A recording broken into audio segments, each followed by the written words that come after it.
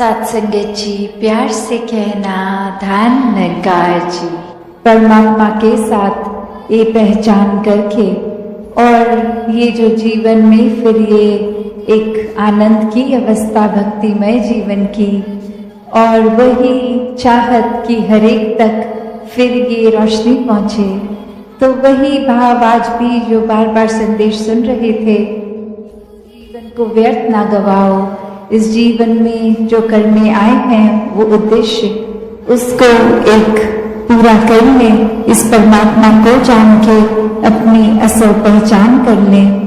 तो बात वही जो एक सार है कि ये जीवन में हमें बहुत ही एक अपनी रिस्पॉन्सिबिलिटीज भी हैं, एक कर्तव्यों का जहाँ पालन करना है वहाँ एक वो करते हुए एक आध्यात्मिक पहलू, इस परमात्मा को हर समय के लिए पकड़ के रखना है, इसको एहसास में रखना है, मन में रखना है। तो एक जीवन में जहाँ कितने ही एक रूप हैं, ये रंग हैं, ये माया की जो बात आती है, ये उलझा देने वाली कि सब कुछ सरल है भी तो भी वो कॉम्प्लिकेशंस कि कैसे ये कभी कभी चाहे वो दिमाग का अपना ही उपज हो या फिर एक कोई सामाजिक रूप में कुछ चीजें जो जिस तरह नहीं होनी चाहिए उसको वो वैसा रूप दे दिया जाता है। इंसान की फितरत की उस इंसान से तो बात नहीं करेंगे, उसके पीठ पीछे उसके बारे में औरों से करेंगे। तो इस तरीके के जीवन से एक अपने जीवन का सुधार नहीं हो पाएगा। जैसे एक शायर ने भी बहुत खूबसूरती से लिखा कि गलत फहमियों से भी खत्म हो जाते हैं रिश्ते, गलती हमेशा कसूर की नहीं होती। कि अक्सर ये बात ज़रूरी नहीं कि कोई गलती ही हो, एक कसूर अगर किसी का है, एक वजह, वो गलती नहीं, पर वो हमारी ही सोच, हमारी ही परसेप्शन, हमारा ही नज़रिया किसी को गलत देखने के लिए। और फिर एक वही भाव कि अगर हमने किसी को दोषी करार दे ही दिया है, हमने डिसीजन बना लिया है, तो फिर चाहे फैक्ट कुछ भी हो हमारी नज़र में, तो वो इंसान दोष के लायक ही है। हमने खुद ही उस इंसान को अपनी नज़र से गिरा लिया, चाहे उसने कुछ ऐसा किया हो ना किया हो। उस टाइम हम अपने दिमाग को, इस चेतनता को, ये रैशनल को भी नहीं एक सामने रखते, बस हमने सोच लिया तो हकीकत ही बन गई वो हमारी।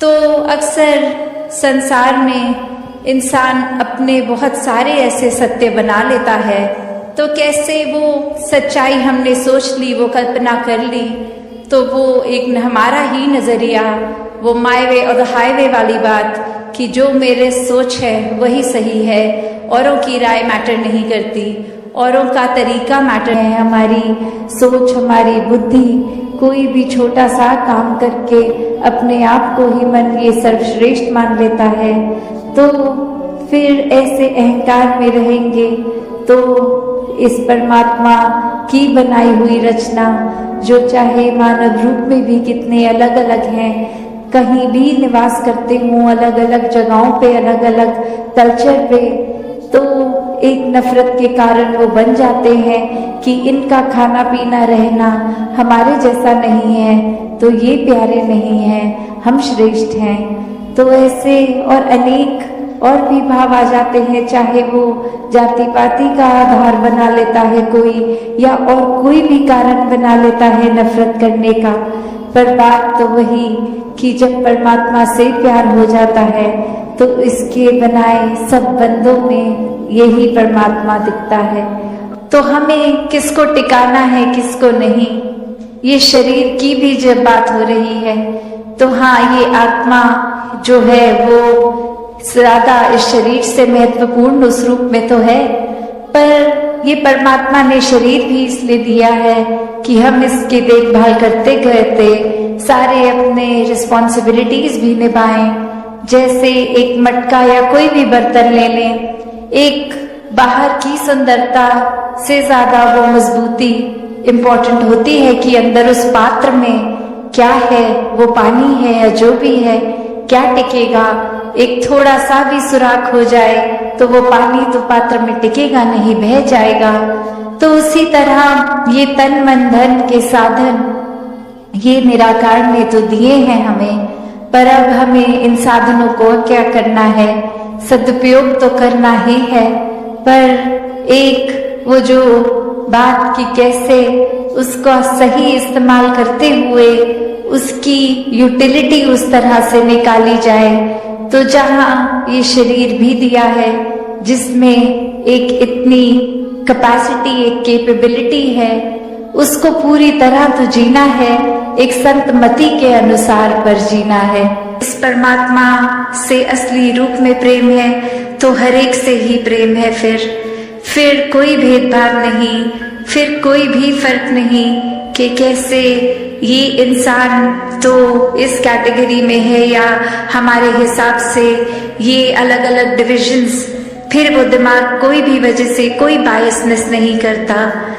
फिर एक ही ये नजरिया जाता है कि हर एक से बहुत कुछ है सीखने के लिए, कि there's so much to learn from everyone। तो बात वही कि अपने अंदर झांकने की, इंट्रोस्पेक्शन की बात है कि हर कुछ इस संसार में बहुत अच्छा चल रहा है, पर हमारा नजरिया क्या है।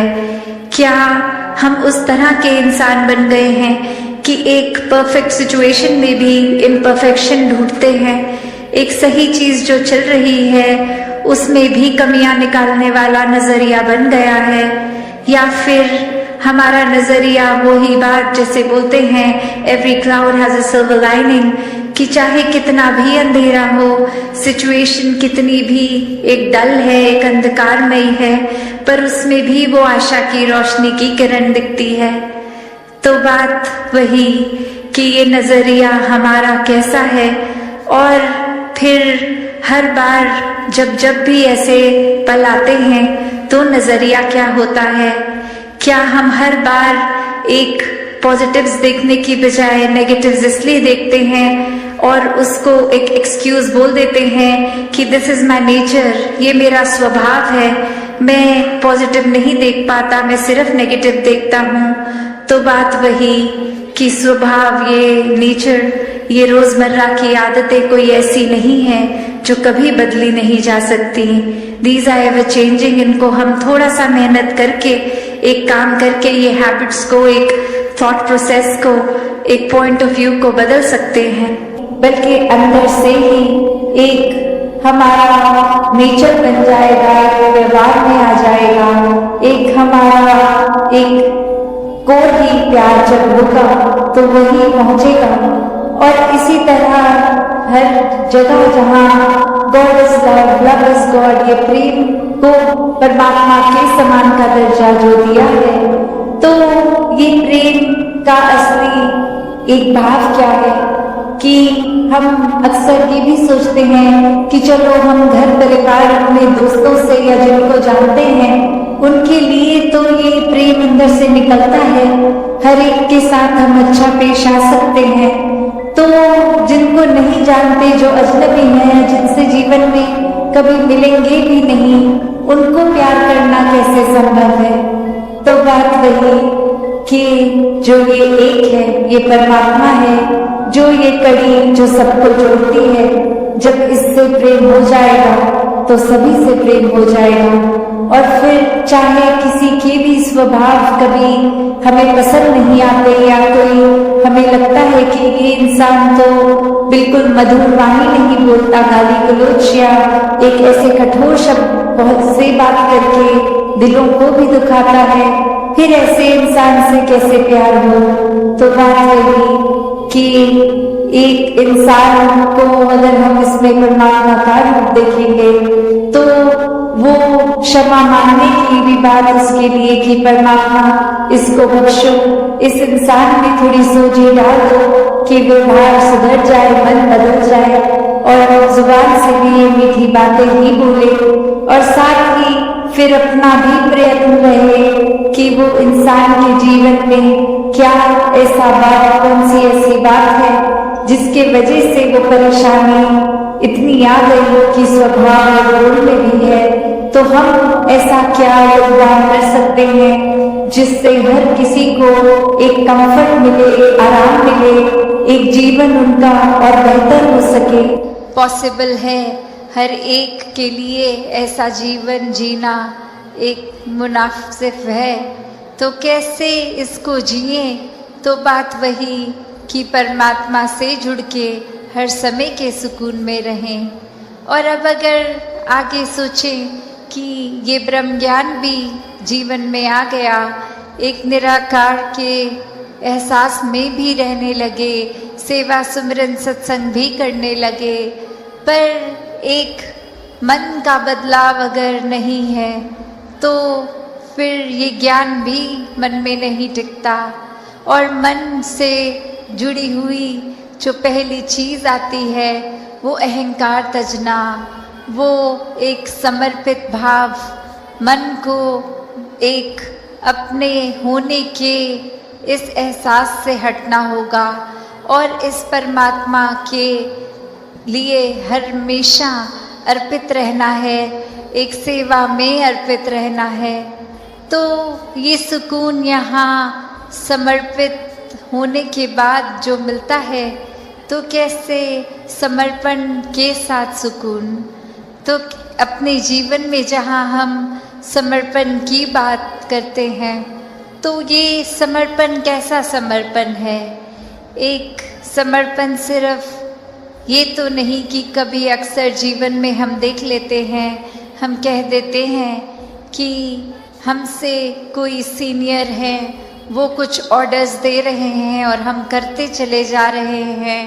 अक्सर किसी ना किसी प्रोफेशन में देखा है, ऑफिसेज में या किसी भी सर्विस में, तो एक सीनियर का ऑर्डर मान लेना या फिर कोई अथॉरिटेटिव पर्सन, कोई टीचर, कोई और इस तरह से जो हम पे कोई बात करते हैं और वो मान लेना, वो अक्सर ये रूप उसका समर्पण का नहीं बन पाता, क्योंकि ये रूप तो वो डर से है कि वो जो कह रहे हैं वो करना ही होगा, वरना नौकरी से निकाल दिए जाएंगे, वरना फिर कोई और इस बात की रेपकशन हो सकती है। तो एक वो बात मानना वो हर प्रोफेशन में हो जाता है, पर मन वहाँ समर्पित नहीं होता, वो किसी भय के कारण या किसी और अन्य कारण से समर्पण होता है। तो यहाँ समर्पण होना मतलब एक दिल में प्रेम को रखते हुए प्रेम से समर्पित होना, ये प्यार से अपने आप को खोकर सिर्फ इस परमात्मा का होकर, ये समर्पित भाव मन का अगर इस तरह का समर्पण है तो वो मुबारक समर्पण है। तो कैसे एक अक्सर बात ये होती है कि हमने समर्पण अगर कर दिया तो ये जो इतने सालों में अक्सर अगर हम सोच के भी देखें कि छोटी उम्र से ही पढ़ते लिखते एक डिग्रियां मिल गई, एक हमें कोई और उपाधि मिल गई, तो ये कमाने के लिए चाहे कितने वर्ष लग गए, पर जब समर्पण की बात आती है, अहंकार को तजने की, अहंकार गंवाने की, तो उसमें उतने ही साल नहीं लगते। ये तो एक पल में ही समर्पण हो जाता है। जैसे ही ये मन समझ लेता है कि ये शरीर में नहीं हूँ, ये आत्मा का असली रूप परमात्मा है और शरीर ने तो अपनी यात्रा कुछ सालों में करके इसका एक विनाश हो जाना है, तो कैसे ये समर्पित जीवन जिया जाए जब तक जीवन है। तो बात वही एक कहानी के साथ तास अपनी रखना चाहेगी कि एक बार एक गुरु के पास शिष्य आता है जो काफ़ी सालों के बाद, और आते ही अपने गुरु के आगे 1000 सोने की गिनियां दे देता है और ये कहता है कि इतने वर्ष मैंने काम काज किया। और बात मन में यही आती रही कि आपके सामने आशीर्वाद लेंगे जब 1000 गिनियां पूरी हो जाएंगी। और आज ये बोरी भर के आपके पास ये समर्पित करने के लिए आए हैं और आप इसको कबूल कीजिए। वही वो गुरु वो लेकर सामान अपने शिष्य से कहता है कि ठीक है, तुमने ये दी, मैंने स्वीकार करी। और अब ये जो सामने नदी बह रही है, सारी की सारी ये गिनियां उस पानी में बहा दो। और अब वो शिष्य के मन में सवाल कि क्या ये एक क्या ही बात हुई, इतनी मेहनत जो करी कि गुरु को देंगे और अब वो दे भी दिया, तो उसके बाद वो इसको अपने पास नहीं रख रहे हैं, वो इसको नदी में बहाने को कह रहे हैं। तो वही वो सवाल कि क्या फिर वो समर्पण था कि अगर एक क्या होगा अब उस वस्तु का, जिस तरह हम देना चाह रहे थे वो उस तरह अपनाई नहीं गई, उसको साथ तो कुछ और ही करने को कह दिया।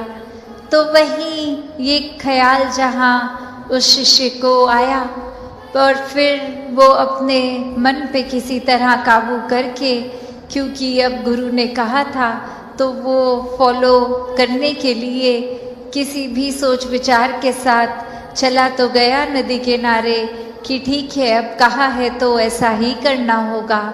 और वहीं काफ़ी देर हो गई और अब गुरु भी इंतज़ार कर रहा है कि ये इतनी देर से लौट के नहीं आया, इतनी देर क्यों लग रही है वो उसको वो सिक्के नदी में बहाने के लिए। तो फिर वो गुरु ही खुद उस नदी किनारे जाते हैं और क्या देखते हैं कि वो शिष्य एक एक करके सिक्के को फेंक रहा है, जिसकी वजह से वो बहुत ही देर लग रही है। वो एक बात फिर गुरु समझाते हैं कि ये समर्पण करना है तो इतनी देर क्यों लग रही है, समर्पण तो एक साथ ही किया जा सकता है, पूरी की बोरी को एक साथ ही नदी में बहाया जा सकता था, तो एक एक करके क्यों। वो स्थिर है, उसमें कभी हमारे उतार चढ़ाव के साथ उतरना चढ़ना नहीं है। जैसे एक तूफान आता है तो हमें बोला जाता है कि कोई ऐसी चीज़ को पकड़ लो, जैसे पेड़ या कुछ जो अपना ज़मीन के अंदर इतनी मजबूती से जिसकी नींव गड़ी हो, ताकि वो हवा फिर हमें उड़ा नहीं सकती। हमने एक ऐसी स्थिर चीज़ को पकड़ लिया है जिसके कारण हम भी वो हवाएं हमको उड़ा के नहीं ले जा सकती। तो ऐसे ही जीवन में हम अपने जीवन को तब तक अपना अच्छे से जीवन जी सकेंगे जब तक हम ये निरंकार के साथ अपने मन से ना जुड़े, तब तक वो एक जीवन भी हमारे उतार चढ़ावों के साथ फिर उथल पुथल मचाता है मन में। तो निरंकार का ही आसरा लेना है, निरंकार में ही अपनी श्रद्धा रखकर ये वो बात करनी है कि हमें ये अब जो स्थिर चीज़ मिल गई है, जो कभी एक किसी भी सिचुएशन में अपनी जगह से नहीं हिलती, तो हम फिर वो एक मजबूती का और सहारा लेते चलते जाते हैं और हमारा मन भी और सहारा पक्का करके एक विश्वास और बढ़ाकर फिर हमारे जीवन में ऐसे भी कोई कर्म नहीं हो पाते जो अपने लिए भी नुकसानदायक हों और औरों के लिए भी नुकसानदायक हों। इसको हम हर पल अपने जहन में, अपने ऐसे कर्मों में, अपने भावों में पल पल वो हमें पता भी नहीं लगता कि जिस तरह सांस लेना होता है उसके लिए कोई खास समय अलग से नहीं निकलता, कुछ भी करते हुए हम वो श्वास लेते हैं, वैसे ही ये निरंकार का एहसास हमारे मुख से उस तरह कभी तो शब्द रूप में भी सिमरन निकलता है और कभी अगर कोई अन्य काम में व्यस्त हो तो भी वो एक लिप जुड़ी जिसको बोलते हैं निरंकार के साथ। तो जब वो हो वहाँ पे हम रहे पूरे समय, तो दिन में कुछ भी करते चले जाएं पर लगातार एक चीज़ एक कांस्टेंट रहती है, वो है कि ये निरंकार का एहसास। तो जब तक हम वो सिमरन रूप में अपना नाता निरंकार से और गहरा करते जाएं, जितना अधिक से अधिक हो सके मन में भी करें और बोल से भी सिमरन करें, ताकि वही बात कि ये निरंकार ही है जो सही मायने में सब कुछ है और बिना उसके कुछ भी नहीं, और वो खुद भी सब कुछ होते हुए ना उस तरह दिखता है, पर फिर भी इतने गुण बिल्कुल निर्गुण होते हुए भी। तो हमें भी ये सब ज्यादा से ज्यादा ऐसे कोशिश करनी है कि हम बिल्कुल वही गुणों को अपने जीवन में उतार पाए, उसी तरह अपने जीवन को चला पाए, जिस तरह युगों युगों ने संतों ने चाहा है कि एक कर्म हमारे ऐसे बनते जाएं, एक ऐसा हमारे दिल से दिल का रिश्ता इस निरंकार प्रभु परमात्मा से जुड़े।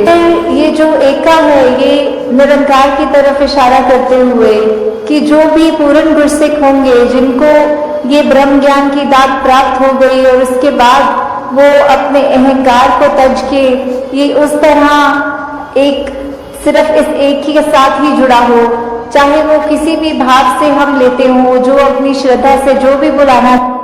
प्यार से बोलिए सत्संगत। आज इस काशी नगरी में संतों का इकट्ठ, संतों का मेला जो आप अभी देख रहे हैं, संतों के प्रवचनों का आनंद भी ले रहे हैं। संत महात्मा जहाँ भी मिलकर बैठते हैं वही स्थान पूजन जोग हो जाते हैं। जिस जगह भी बैठे पुरातन इतिहास की तरफ अगर निगाह डालें, यही कुछ उससे मिलता है। जैसे शिव जी का नाम लिया गया या इसीलिए पूजा हो रही है, धार्मिक स्थान बन गए। और भी पढ़ते सुनते रहे बचपन से ही, जहाँ कहीं किसी चारपाई पे महापुरुष बैठे, महात्मा बैठे, चारपाई साफ बन के पूजना शुरू हो गए। जहाँ किसी बेरी के पेड़ के नीचे बैठे, उसका नाम बेरी साहब रख दिया। जिस थड़े पे कई जगह पे बैठे, उस जगह का पूजना जगह को शुरू कर दिया। तभी कहा कि जिथे जाए बे मेरा सतगुरु सो थान सुहावा। जितने भी स्थान होते हैं महात्मा के साथ ही सुहाने होते हैं।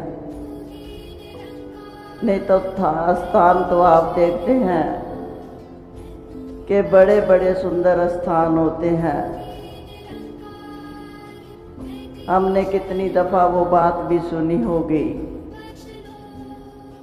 कि कोई व्यक्ति किसी महल में गया तो पूछता है कि इस सराय में कौन रहता है।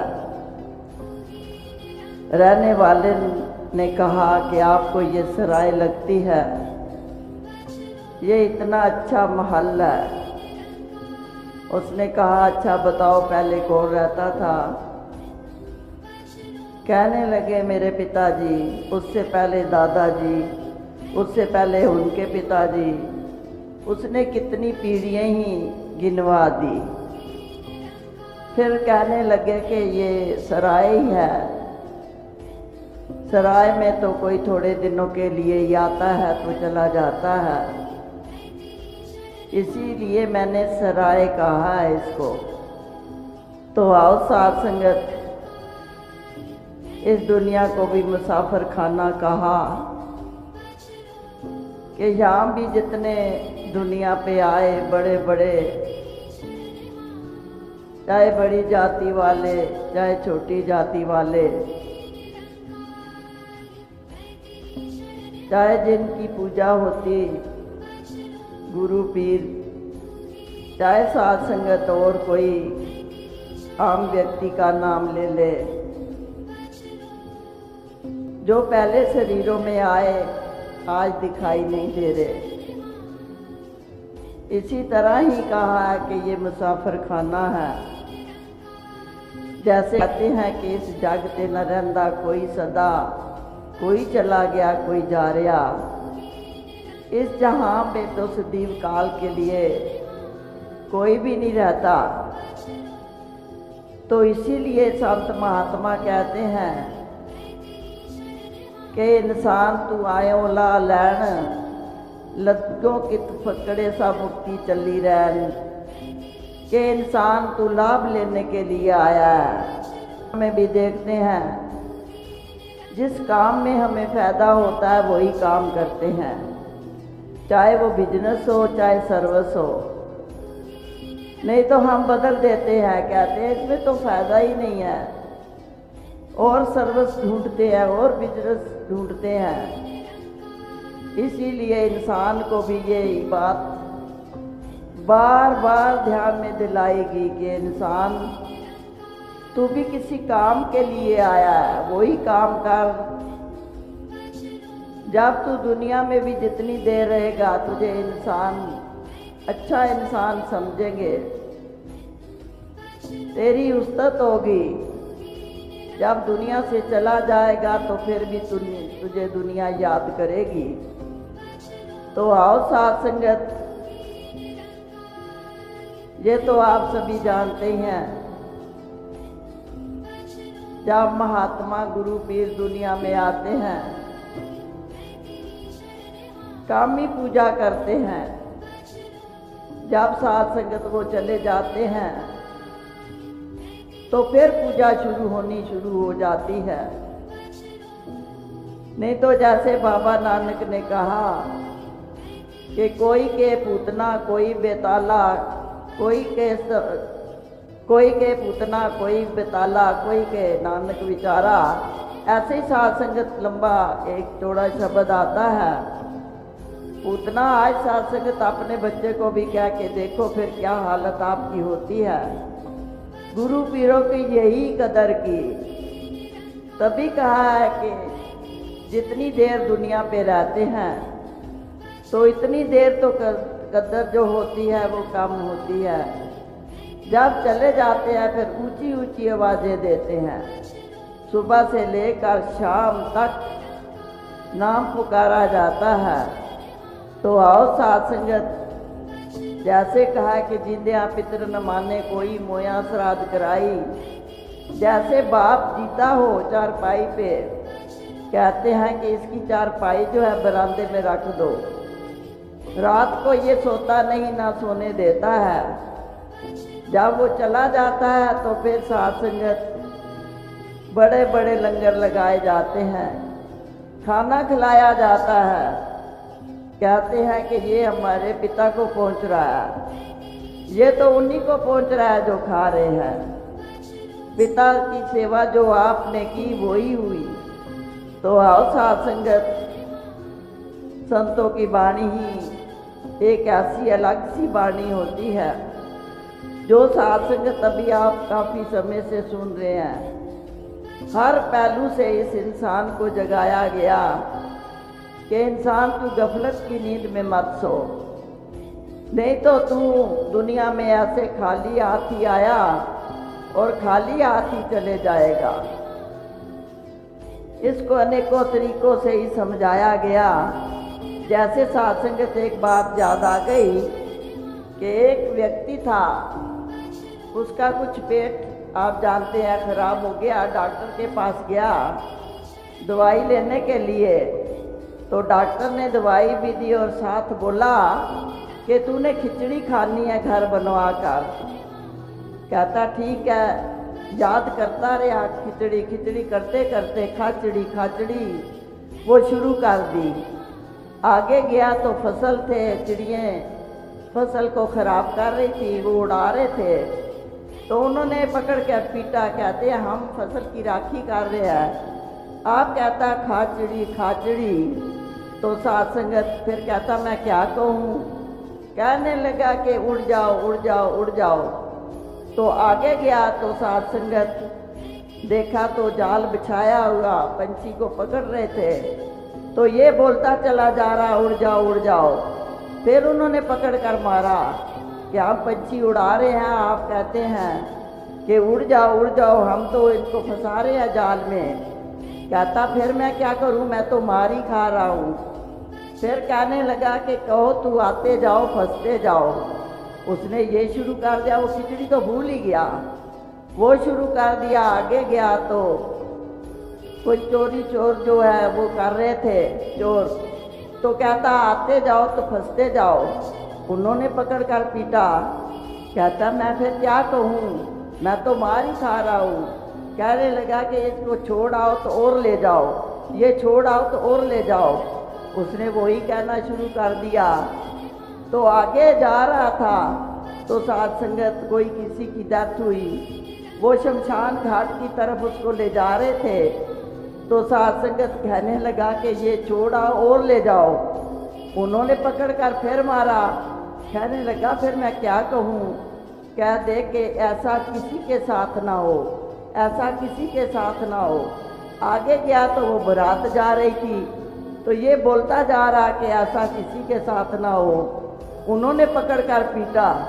जब पीटा तो कहने लगा फिर मैं क्या कहूँ। एक ने कहा कि इसको इतना पीटो कि इसकी खिचड़ी बना दो। तो साध संगत कहने लगा बस मुझे अभी पता चल गया, यही तो मैं भूल गया था तो मार खा रहा था। तो साध संगत इसीलिए कहा कि मर मर जमे फुस मरे, बहुत सजा प्या देश लमे। फिर आगे कहा है और जगह के कादर करीम ना जाने करता तिल पीड़े जो कहानियाँ। कहते हैं जैसे इस कादर को नहीं जाना, कुदरत को तू अच्छी तरह जाना है, कुदरत ने तो तू मौज उड़ा रहा है, पर कादर को नहीं जाना तो याद रख ऐसे पीड़ा जाएगा जैसे कोल्लू में तिल पीड़े जाते हैं।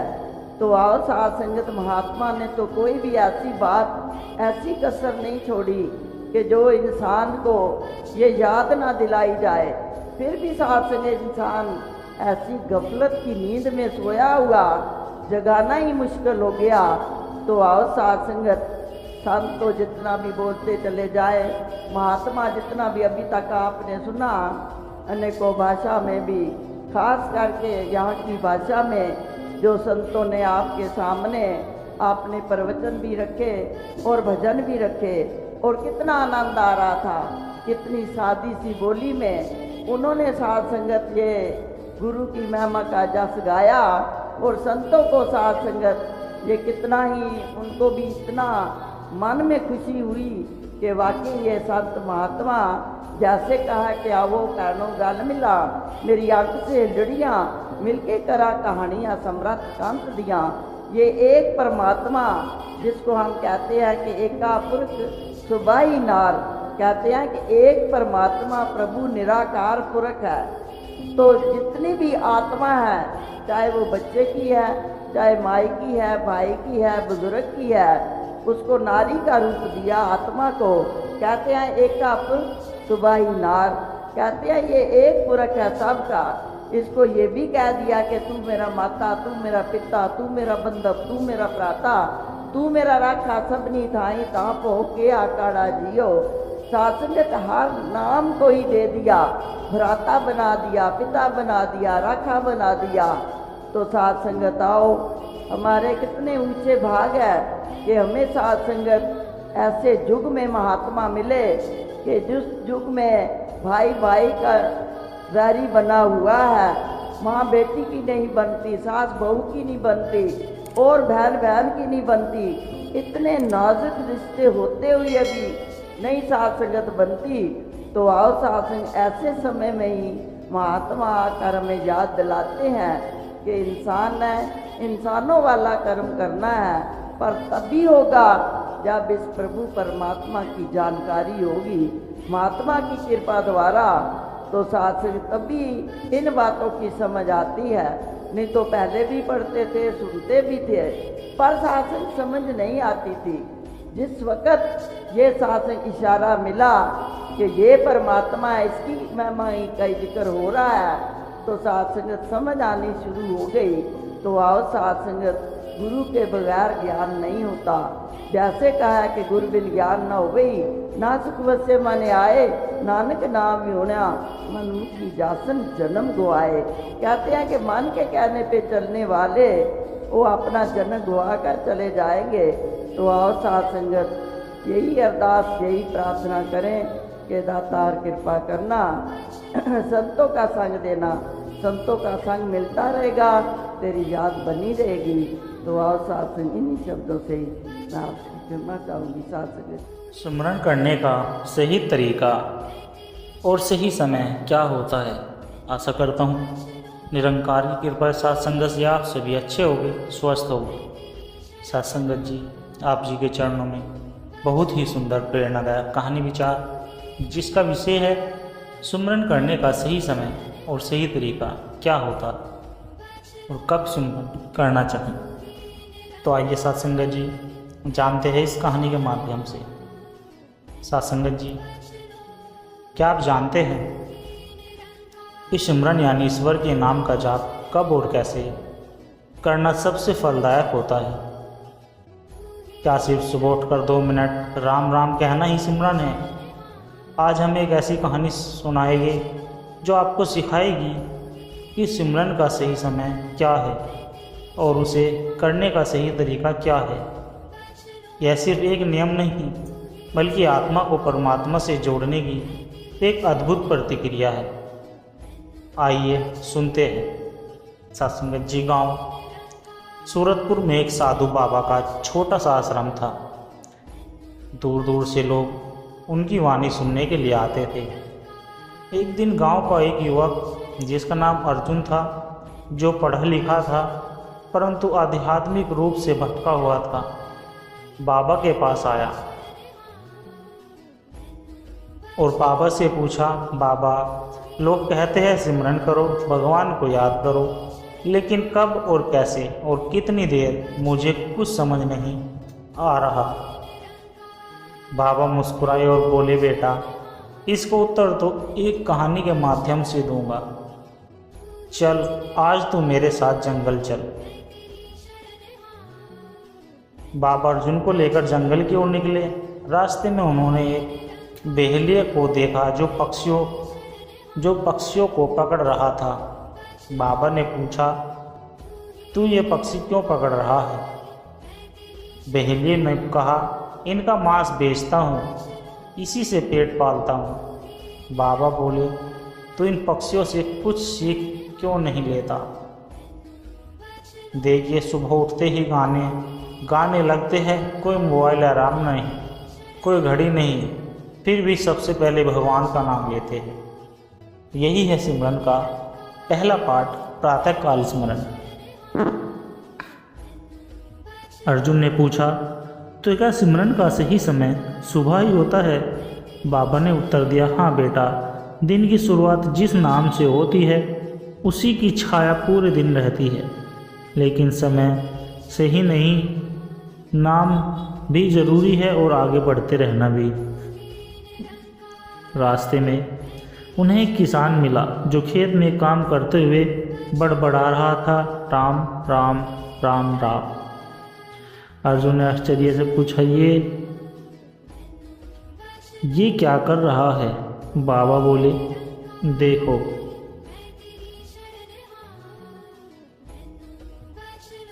यह काम करते हुए सिमरन कर रहा है, यानी यही है दूसरा पाठ।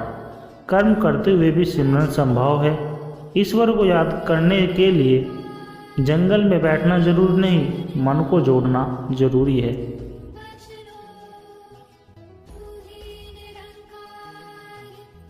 अर्जुन, लेकिन बाबा, मेरा मन बहुत भटकता है, क्या ऐसे में सिमरन संभव है? बाबा बोले, बिल्कुल संभव है बेटा, आओ आगे चलते हैं। आगे उन्होंने एक साधारण स्त्री मिली जिसका नाम राधा था। वह घर का काम करते करते गुनगुना रही थी, साईं नाम भी और न कोई सहारा। बाबा बोले, यह है सच्चा तरीका, सिमरन को अपने दिनचर्या का हिस्सा बना लो। जैसे सांस चलती है, जैसे सांस चलती है वैसे नाम चलते रहे। अर्जुन अब बहुत प्रभावित हुआ, लेकिन एक अंतिम सवाल रह गया कि बाबा, लेकिन ध्यान कैसे लगाए? आंखें बंद करने से ही शांति आ जाती है। बाबा ने एक दीपक जलाया और बोले, बेटा, दीपक की लो हमेशा ऊपर की ओर रहती है, चाहे हवा आए, झोंका हो या अंधेरा हो।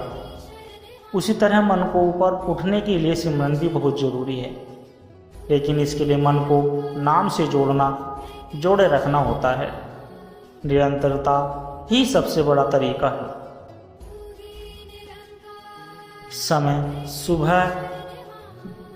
सुबह मुहूर्त में और दो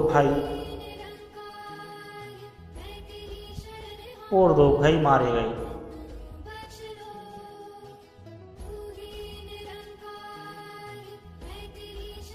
बाबा ने सिखाया कि 3 मूल मंत्र क्या है।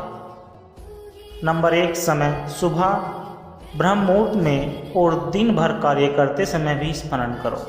नंबर 2, तरीका धीरे धीरे मन में बिना बोले, जैसे दिलों की धड़कन हो ऐसे स्मरण करो। नंबर 3, भाव नाम सिर्फ दोहराना नहीं, उसमें प्रेम, श्रद्धा और समर्पण भी होना चाहिए। सत्संग जी, कुछ महीने बाद अर्जुन फिर आश्रम आया। इस बार वह शांत था, उसकी आंखों में स्थिरता थी। उसने बाबा के चरणों में गिरकर कहा, बाबा, अब मुझे सच्चा आनंद मिलने लगा है। अब मैं सुबह उठकर काम करते हुए, चलते फिरते हर समय स्मरण करता हूँ। अब सिमरन मेरे अंदर सांस की तरह बस गया है। बाबा बोले, यही है सच्चा सिमरन, सत्संग। जब तू और नाम अलग न रह जाए, वही सही समय, वही सही तरीका। सिमरन कोई रटने की चीज नहीं, यह तो आत्मा का संगीत है, जो हर पल बजे, हर श्वास में गूंजे और अनंत तुम्हें उस परमात्मा तक पहुंचा देता है जिससे तुम्हें नुकसान पहुंच सके।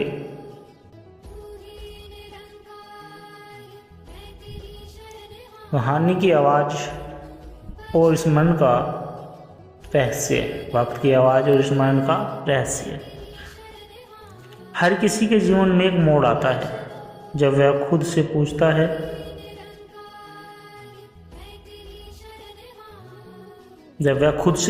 कि मैं कौन हूँ, भगवान से जुड़ने का सही तरीका क्या है, और सबसे महत्वपूर्ण, क्या मैं इस सिमरन सही तरीके से कर रहा हूँ। आज की इस कहानी में हम ऐसे व्यक्ति की यात्रा को जानेंगे जो इन प्रश्नों के उत्तर की तलाश में निकलता और अंततः में आत्मिक शांति कैसे प्राप्त हुई।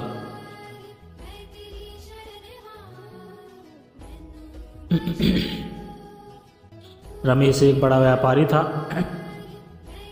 धन दौलत प्रतिष्ठा सब कुछ था उसके पास, पर मन अशांत था। दिन रात चिंता, बेचैनी और अजीब सी खालीपन उसके जीवन में लटकी थी।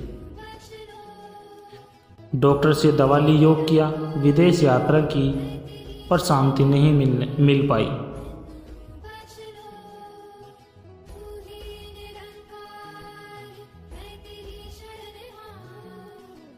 सत्संग जी, एक दिन उसने अपने पुराने मित्र सुधीर से बात की, जो अब हिमालय के किसी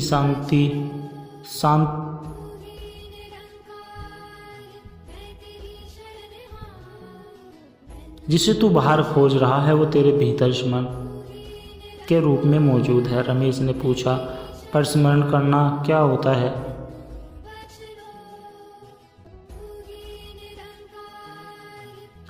रमेश गांव पहुंचा, जहां एक वृद्ध संत स्वामी विवेकानंद का छोटा सा आश्रम में था।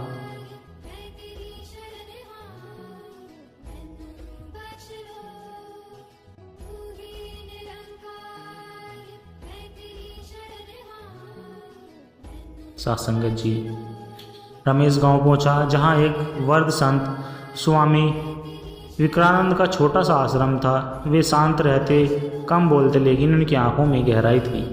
रमेश ने सीधा प्रश्न किया, स्वामी जी, मुझे सिखाइए, स्मरण का सही तरीका क्या है और कैसे करना चाहिए? स्वामी जी मुस्कुराकर बोले, समय और तरीका जानने से पहले तो खुद को जान, उसके बाद सिमरन अपने आप ही सही हो जाएगा।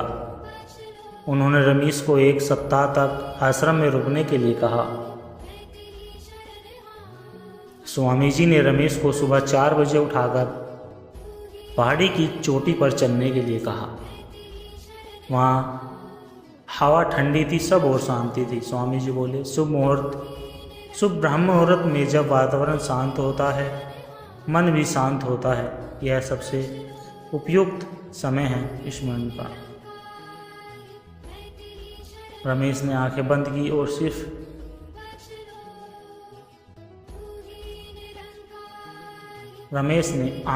की और फिर ओम का उच्चारण किया।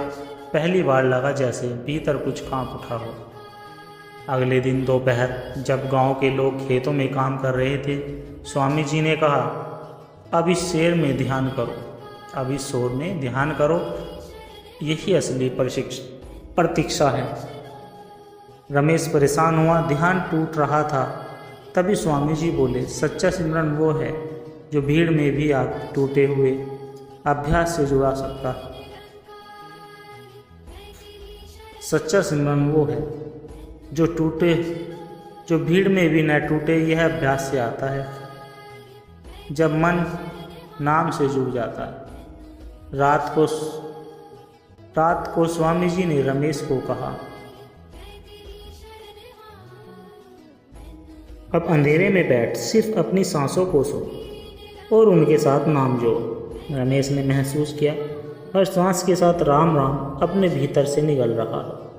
3 दिन बाद रमेश ने कहा, स्वामी जी, अब समझ आया, सुबह सबसे अच्छा समय है, लेकिन हर समय सही हो सकता है अगर मन सही हो। स्वामी जी बोले, बिल्कुल सही बात। सिमरन का सही समय तब है जब तू अपने अहंकार को खाली कर दे, और सही तरीका वो है जो सांसों से जुड़ा हो, सहज सरल हो, भीतर से निकलता हुआ। रमेश ने जिद की, नियमबद्ध तरीके बताए जो मैं शहर में जाकर कर सकूं। प्रातः ब्रह्म मुहूर्त में 10 मिनट शांत बैठो, आंखें बंद कर नाम जपो। दिन में काम करते समय धीरे धीरे सांस के साथ मन में नाम दोहराते रहो। हर बार भोजन से पहले 5 सेकंड स्मरण करो, इस शरीर को शांत कर देगा। रात को सोने से पहले एक बार दिन भर का स्मरण करके फिर नाम का सुमरन कराना है। नाम सब नहीं प्रेम से बोला गया भाव है, उसमें डूब जाना ही सच्ची सिखलाई है। सासंगत जी, 6 महीने बाद रमेश फिर आश्रम आया। अब उसके चेहरे पर तेज था। उसने बताया, जब मैं रोज सिमरन करता हूँ, सुबह काम करते हुए और सोते हुए, व्यापार भी चलता है,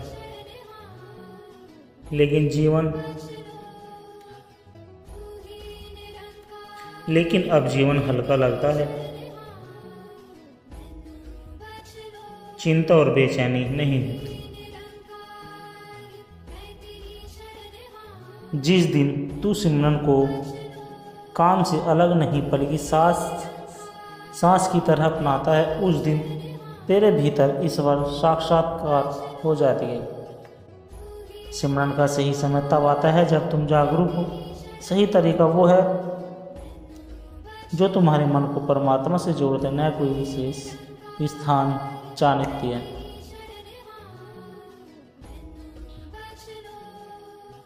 कहते हैं जब आत्मा को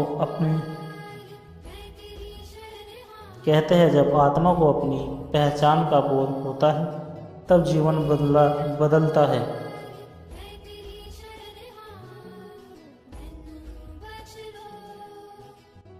लेकिन आत्मा को परमात्मा से जोड़ने वाली वह डोर कौन सी है? वह डोर है सिमरन। यह कहानी एक ऐसे व्यक्ति की है जो सांसारिक सफलता की ऊंचाइयों पर था, लेकिन सत्संग जी। देवेंद्र सेठ 52 वर्षीय उद्योगपति, करोड़ों की संपत्ति, गाड़ियों को काफिला, लेकिन मन में एक बेचैनी, एक खालीपन की हर दिन वही दिनचर्या, ऑफिस मीटिंग व्यवस्था, पर रात में नहीं आती। एक दिन देर रात उसकी माँ का फोन आया, आवाज में कंपन थी। बेटा, ये दौलतपुर है, ये शोहरतपुर है। सत्संगत जी। देवेंद्र मुस्कुराया। माँ, मैं बहुत खुश हूँ। माँ बोली, तो फिर हर एक रात नींद में क्यों भागता है? उस एक पर्सन ने उसकी आत्मा को जगा दिया। वह सोच में पड़ गया, क्या मैं सचमुच खुश हूँ? दूसरे दिन देवेंद्र ने सब कुछ छोड़ दिया और उत्तराखंड एक आश्रम में चला गया, जहाँ वर्षों से एक योगी स्वामी एकानंद महाराज देखकर सन्न रह गए। पहली ही भेंट में योगी ने कहा, देवेंद्र, तू अपने सवालों के साथ आया है, लेकिन जब तक मिलेंगे तब तक खुदा से बात करेंगे। देवेंद्र ने पूछा, कैसे? योगी बोला, सिमरन कर, लेकिन सच्चा सिमरन। देवेंद्र उलझन में था। नाम तो मैंने सुना है, पर यह सच्चा सिमरन क्या है? पहले दिन आत्मा के मौन। पहले दिन आश्रम में मौन था। हर व्यक्ति अपने में था। कोई आवाज नहीं, सिर्फ घड़ियां की ध्वनियां और सरों की गति। स्वामी जी ने उसे एक मंत्र दिया, शोषहम, जिसका अर्थ है मैं ही हूं। हर सांस के साथ यह दोहराओ, इन शब्दों को न दो।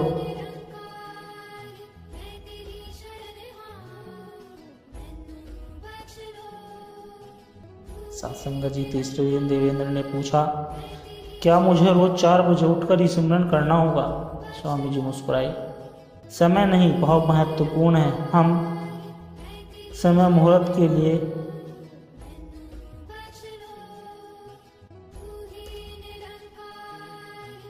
सुबह ब्रह्म मुहूर्त के लिए उपयुक्त है, क्योंकि वह संसार शांत होता है। पर सच्चा साधक दिन में किसी भी क्षण भीड़ में भी परमात्मा से जुड़ा रहता है। जब तू समय की पकड़ से बाहर निकल जाए, तब तू सिमरन को जान बना पाए।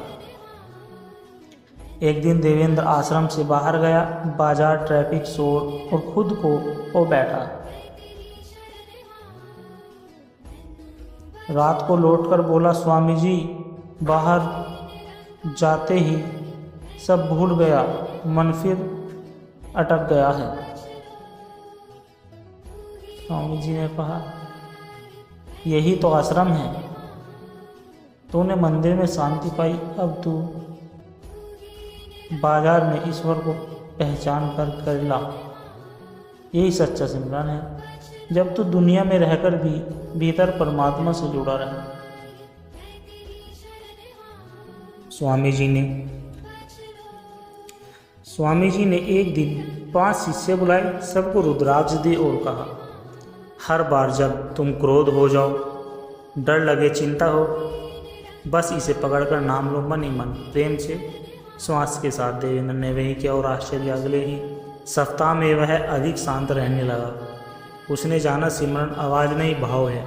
सिमरन नियम नहीं, प्रेम है। सिमरन दिखावा नहीं,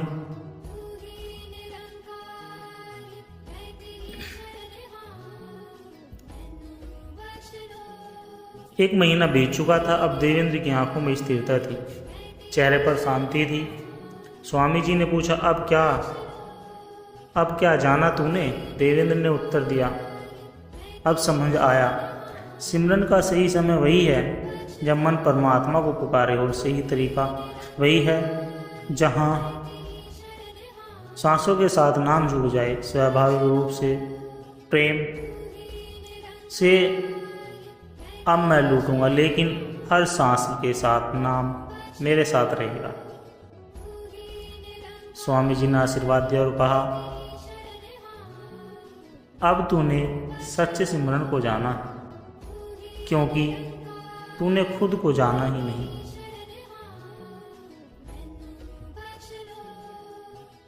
सिमरन कोई रीति रिवाज नहीं, यह आत्मा की पुकार है। सही समय जब मन एक क्षण को भी ईश्वर को बिना अधूरा लगता है, बिना ईश्वर के अधूरा लगता है। सही तरीका जब नाम सांस बन जाए, बिना रुके बिना थमे, यही है सच्चा सिमरन, जो शून्य से मिलन तक ले जाता है। सत्संगत जी, भगवान और उसका चमत्कार। हम सब चमत्कारियों की कहानी सुनते हैं, किसी की जान बची, किसी को संकट से मुक्ति मिली, लेकिन क्या वास्तव में भगवान चमत्कार करता है? अगर करता है तो कैसे? आज की कहानी एक ऐसे व्यक्ति की है जो भगवान को न मानता था, लेकिन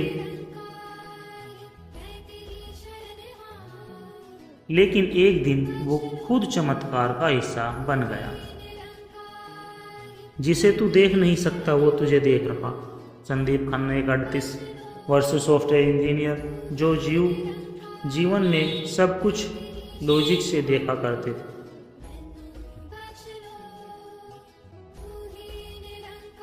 एक दिन उसकी माँ ने कहा, बेटा भगवान को न सही पर उसकी दया को तो महसूस कर। संदीप फंसा। माँ, भगवान कोई मदद नहीं करता, अगर कोई मदद करता है तो हमारा दिमाग, हमारी मेहनत।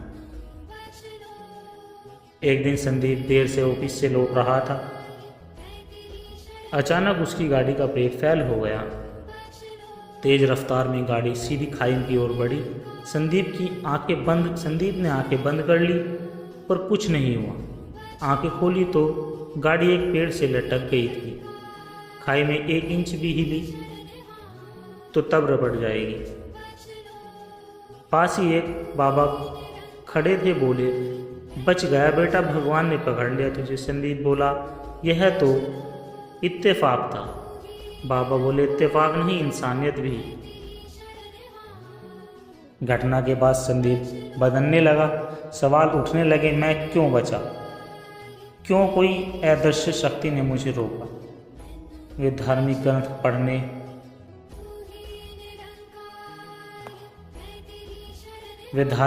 पढ़ने लगा, ध्यान करने लगा, पर फिर भी कुछ अधूरा सा था।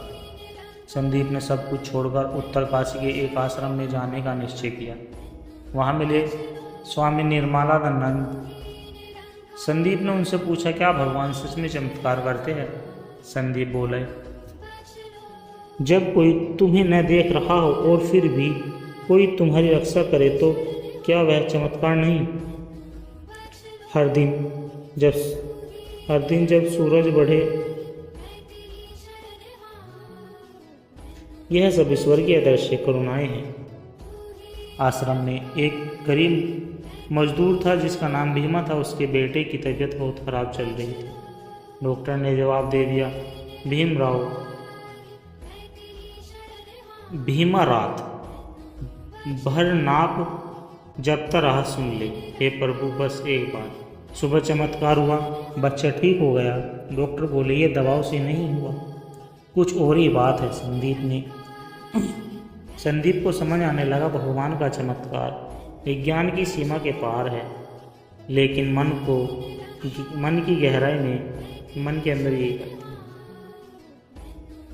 स्वामी जी ने बताया, भगवान श्री कृष्ण भाषा भाव, जिस दिन तेरे मन निर्मल होगा उस दिन तू हर जगह उसका हाथ देखेगा। भूखों को रोटी देने वाले में, अनाथों को गोद लेने वाले में, बारिश से बचाने वाले छतों में।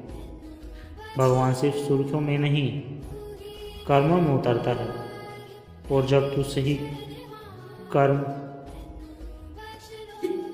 और तू खुद भगवान का चमत्कार बन जाता है। एक दिन ध्यान करते हुए संदीप की आंखों में आंसू बहने लगे।